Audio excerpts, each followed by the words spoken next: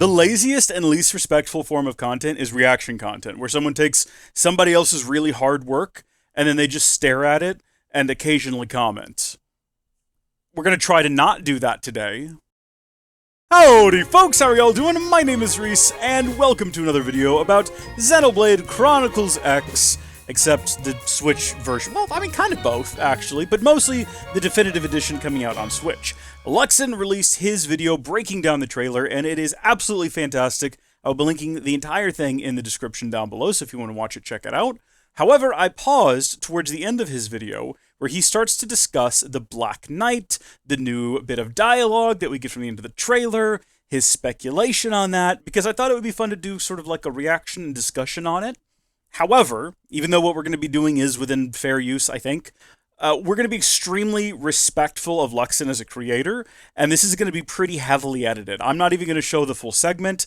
I'm only going to show the bits leading up to what I want to comment on and give my own take. So if you want to see the entire thing uninterrupted, because again, I will be pausing and commenting frequently. If you want to see the full thing uninterrupted the way it was intended by Luxin himself, linked in the description, please go watch it. It's very good. But we are going to resume from exactly where I paused, the exact moment he starts discussing. The knight is in a different outfit. In the original game, first off, you could not see the model from this He's close, got a leather so raincoat and some boots general, that look a lot like Lao's. They were wearing just a hodgepodge of regular armor you can get in the game, all colored black.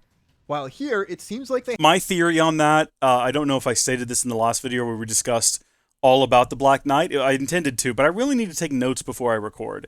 If you look at the concept art and then what eventually ended up in the game for the Dark Knight, or the Black Knight, whatever he's called, he's not even really a character. He's just a figure that walks on the beach. I think everyone calls him the Black Knight, though. The Dark Knight is Batman. Clearly, the concept looks nothing like what we got in the game, and what we got in the game is just recolored assets. I think that running out of time, we know a lot was cut from Xenoblade Chronicles X. Rather than develop a whole new model, they just threw something together so they would have a figure with rigging to do the cutscene with. And if anyone delved into the files, instead of uncovering this super secret elusive character, they would just find a model with a bunch of reused textures. So it was more so an effort to save time, save money, and save the surprise reveal for later. I don't think it was intended to look like it does in the game, because you're never intended to see that model head on. You were only ever meant to see, in the original Xenoblade Chronicles X, the version that shipped. I believe they wanted to do more with the character, but in the version they shipped, the intention was that you would only ever see them walking with the hood on. What was under the hood didn't matter. It was just a bunch of armor so that if someone data mined the game, that's all they would find. And whatever secrets they're trying to hide and whatever reveals they're trying to save are preserved by having them under that just layer of armor. We've seen the concept art. It looks very different.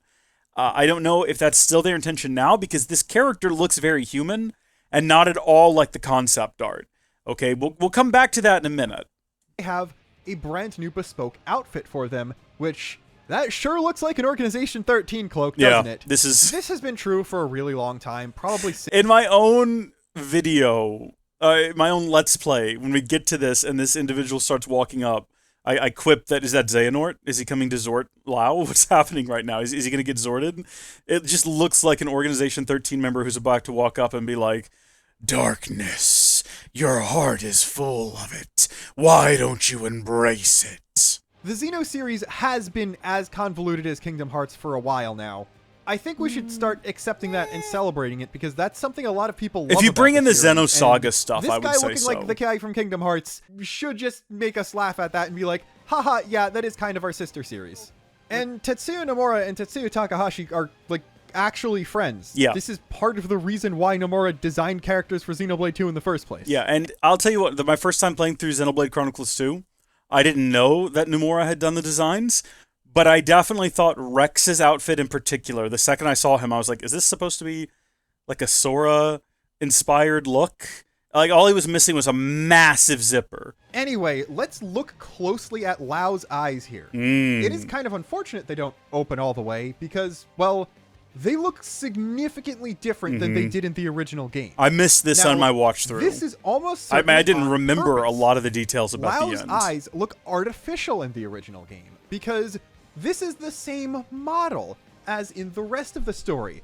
The one where he is a Mimeosome. Yes. The eyes are supposed to look artificial because they're cameras for a robot and not eyes that work the same way human eyes do. So where Luxin is going with this is that he has a theory that at the end of the game when Lao wakes up, he's no longer a Mimeosome, but an actual, real, honest-to-goodness, fully realized human being with flesh and bone and blood.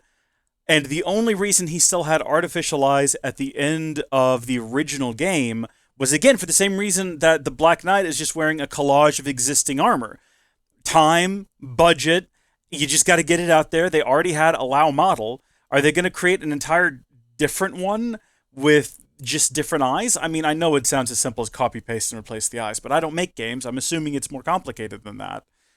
If his theory is true, then yeah, it's possible that in this shot here, it's hard to see because he's too far away from the camera. Maybe he has Mimeosome eyes, and then in the beach shot, they definitely don't look like Mimeosome eyes, but we haven't seen enough close-up of other characters' faces, I feel, to determine that, and he says as much in the video. I'm just trying to expedite? I was going to say expedite, but I don't think that's a word. Trying to expedite the explanation. A voice line not present in the original game at all. Here we go. This is where we get started. Fancy seeing you here. And the Black Knight moves his hands up, starts to take his hood off. So tantalizing. And then cut to black and the release date. The most important thing here is the voice actor. People were saying the English line sounded very similar to David Mencken. I just want to throw out there, I'm so glad it wasn't just me, because when I watched the trailer, and I was like, that sounds like Malos. I was like, am I the only person in the world who thinks that? Am I genuine? But no, I've seen on the internet a ton of other people came out, even before my video. I'm not claiming ownership of this theory by any means. I think a whole lot of other people heard that and were like, that sounds like Malos. Meet me at the place of your awakening. Fancy seeing you here. Meet me at the place of your awakening. Fancy seeing you here. Let's see what Luxin says about it. VA. And while this is certainly within his range and has very similar inflections to some of Malos's lines, the Japanese VA is someone completely new to the series, so this most likely is as well. I don't know where he got his information for who the VA is. I have no idea. Maybe that information is just out there and I don't know where to look for it. I couldn't tell you, but that was heartbreaking to find out when I actually listened to the Japanese trailer. They don't sound similar. Not in the same way that it does in the new one. I had a couple of people comment and say, yeah, I don't even hear it in the English one. And I was like, I really do. I don't see how you don't. Like, it sounds like he's just got a different tone. Like, instead of being angry, he's more so just, like, musing. He's like, fancy seeing you.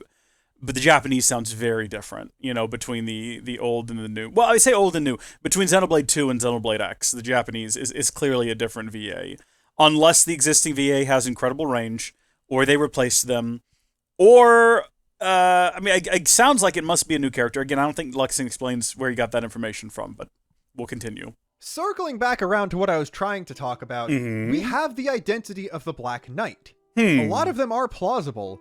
Knowing which one they go with will allow us to very easily determine exactly what this new story is going to be and what the next game with X-related content is going to focus on. That is the trick, though, isn't it? Knowing who exactly it is. About this character, so we can only speculate.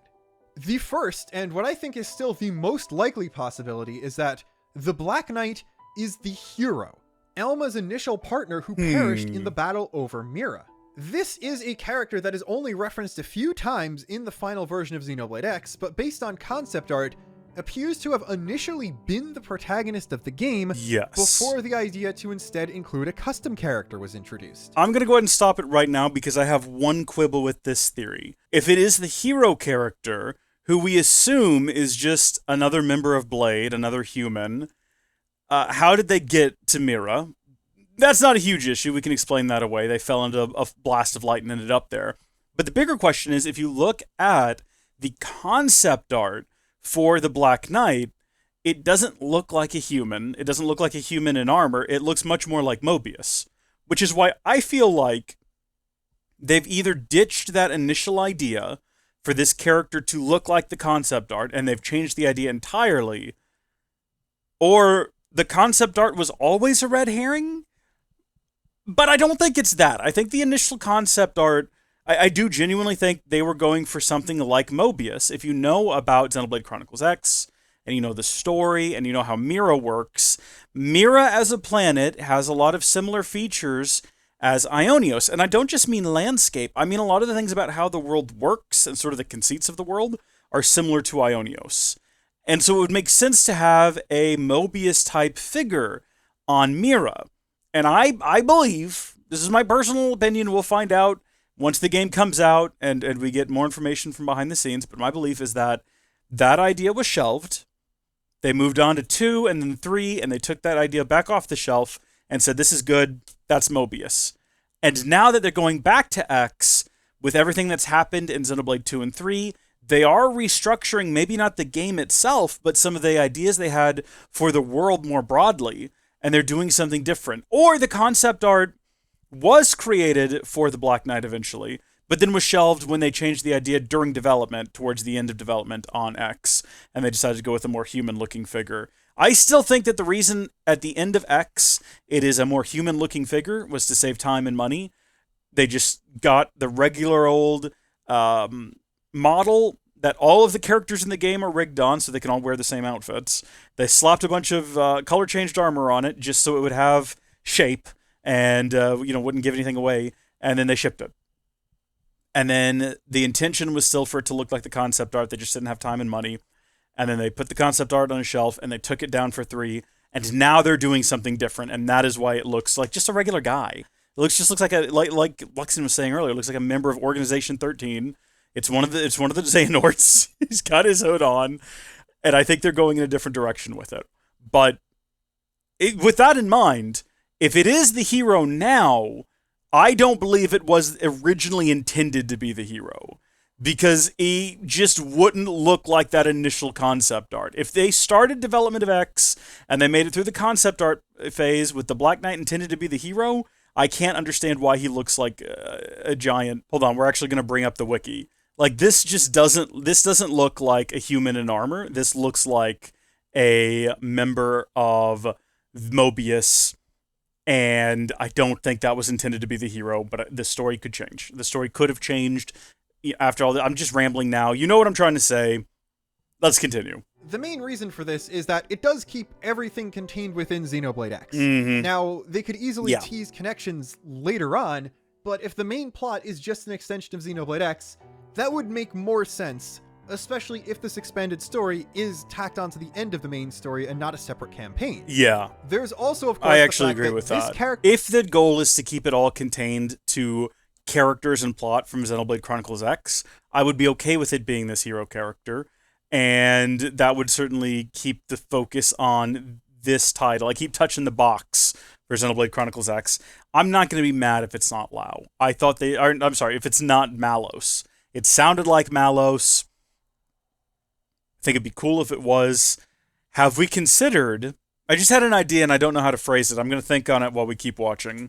Do remember, despite Lao's antagonistic actions, the way he's portrayed at the end of the story is as someone who everyone expects is going to be redeemed. Mm-hmm. And if the which we all want to see. We love a good redemption arc. Then it wouldn't really make sense for him to join up with him.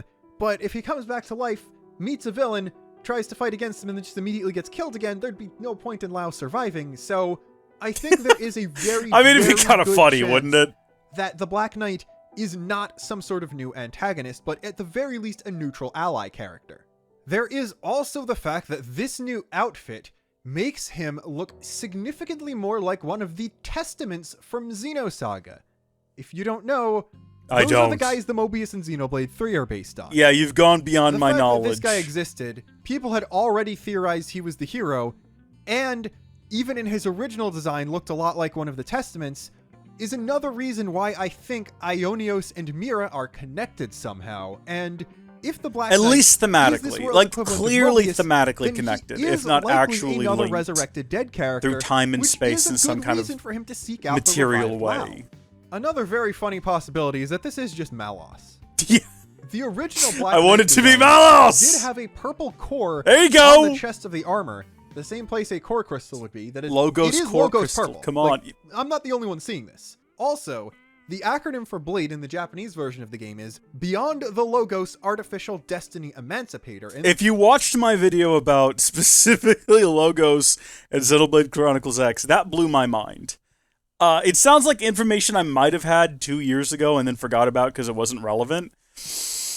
Buddy, I harped on that pretty heavily. this was changed for the localization. Yeah, it was There's changed a for very good localization. chance they're going to need to unchange this Yes! in this version of X, because Fix it! there's a good chance it's going to become important. Because we know Logos is not dead, at least not permanently. In the Xenoblade 3 art book, Takahashi revealed that what's inside the Sword of the End and holds, that would be Logos. I mean, it's Malos, but Malos for the time being is dead or has disappeared. Right. So here's the thing about that. We know that in Xenoblade Chronicles 2, spoilers for that game, I guess, but this is more of concept. When a blade wielder dies, the blade returns to their crystal, but they can be reawakened. Now, it seems like normal blades maintain their personality no matter how many times they get awoken or by whom. But we know that individuals awakened from the Trinity processing cores, which how that works, I don't know, but sure. We know that they take on a bit of the personality of the person awakening them. It's why Malos is the way he is and does the things that he does. And it's also why Pyra, Mithra, Numa is the way that she is, because of who awakened her. First, I mean, I guess Adam, but also Rex, kind of. But then that raises the question of, if the blades from Trinity cores take on the personalities of the people who awaken them, if they die and are awakened by someone else later on, do they get new personalities? Because we know that normal blades don't, or at least they don't seem to. So what about the special ones from the Trinity processing cores? We definitely see that Alvis is different between Xenoblade Chronicles DE and Xenoblade Chronicles 3 Future Redeemed. There's a change in character there based on who awakened him.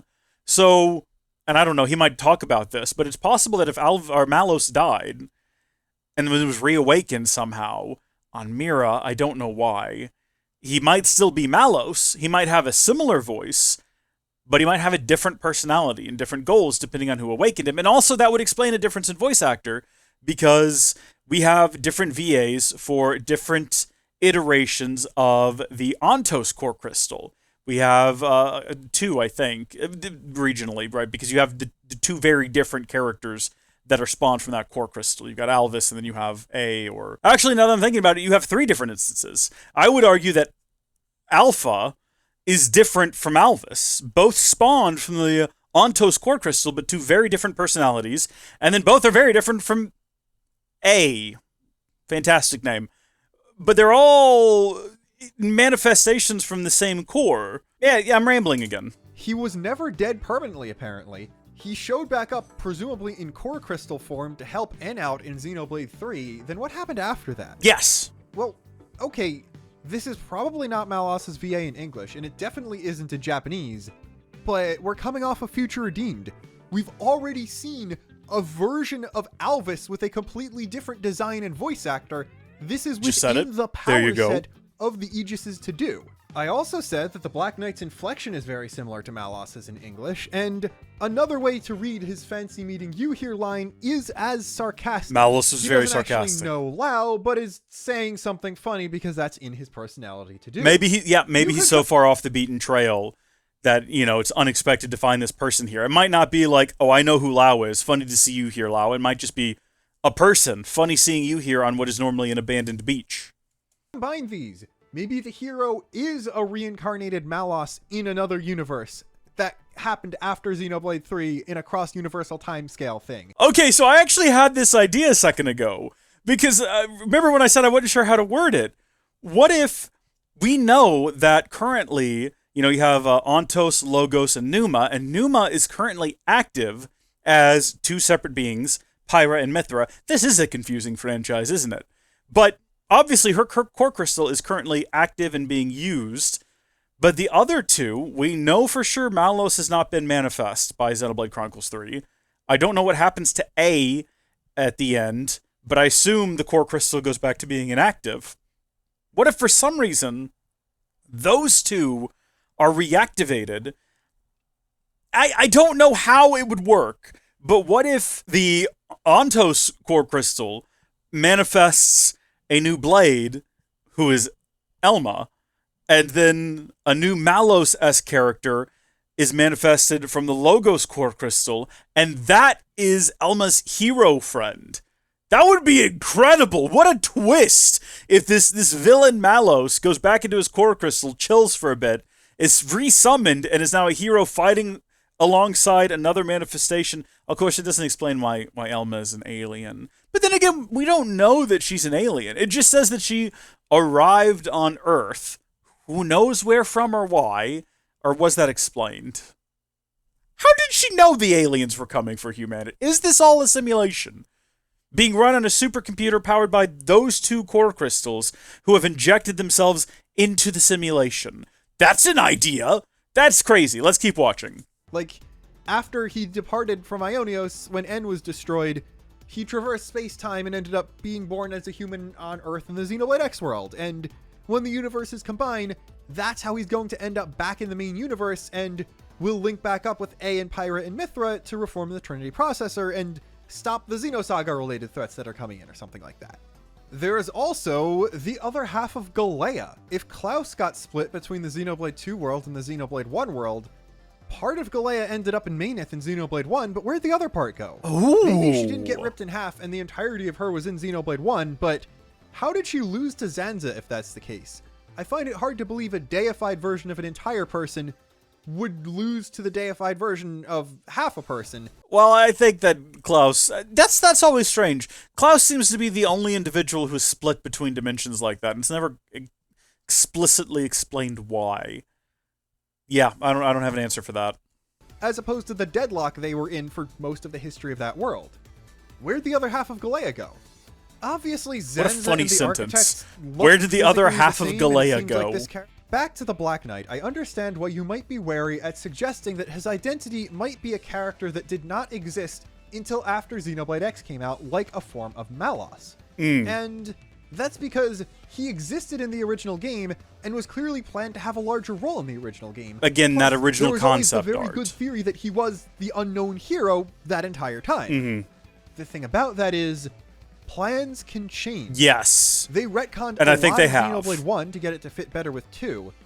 And considering they need to do a lot more retconning to get either Saga or X to fit alongside the mainline universe, and I'm pretty sure they're doing at least one of those, it's possible for this to change. Yeah, that's basically what I was saying earlier. Looking at the original concept and then comparing it not to what we got at the end of the game, because again, at the end of the game, the character that appears is a hodgepodge of parts and pieces just so they would have a model on screen. I don't think we're supposed to read anything into that. Looking at the original concept art and then seeing what we get in the new trailer where they're in this completely different outfit, I feel like there's been a big change between that concept and what we have now. What's in the game doesn't matter. It was only ever meant to be a placeholder so there would be something walking across the screen. You were never meant to see the armor it's in. It was always just there for the rigging of the character.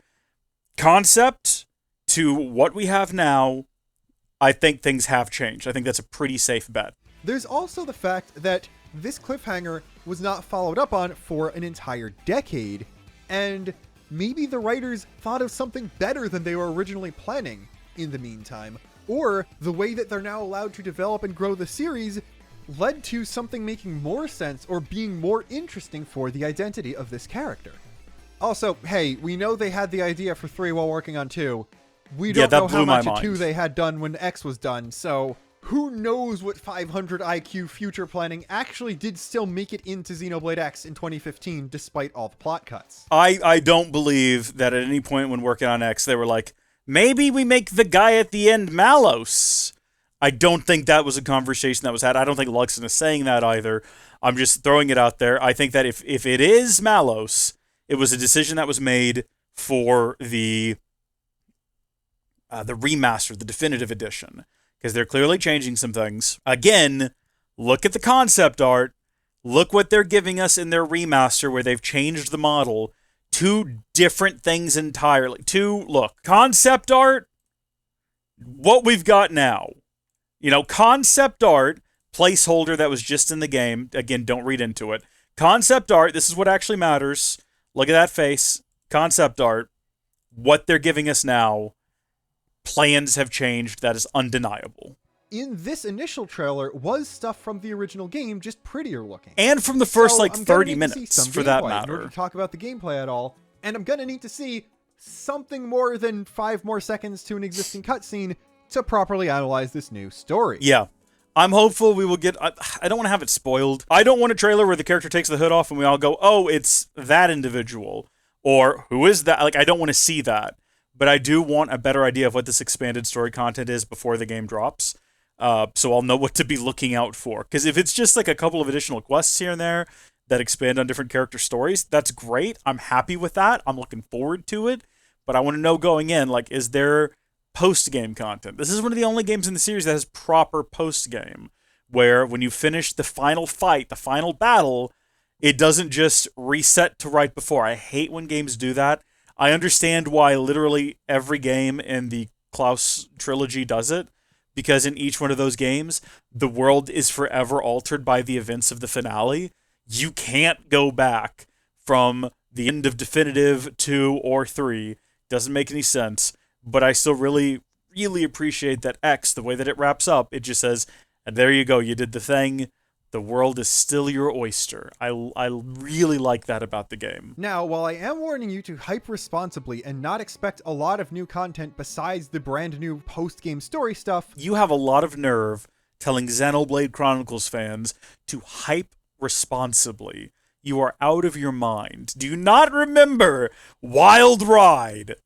what about other new content that could be added? Oh yeah, sure. Well, I touched on it before. Bring back the boob slider. I forgot to comment on this on my follow-up video. I want the boob slider back. Apparently, the remaster is based on the North American version. I don't know where people are getting that information from, but it upsets me to no end that Western puritanical ideology is taking away my boob slider again. Now, I explicitly stated in my trailer reaction that I do not want half-naked Lin Koo. I'm okay with her not getting the same potentially very revealing outfits as all the other female characters. Her outfits can stay censored. That's fine. She's a child. I understand Japanese is a different country. It's different culture.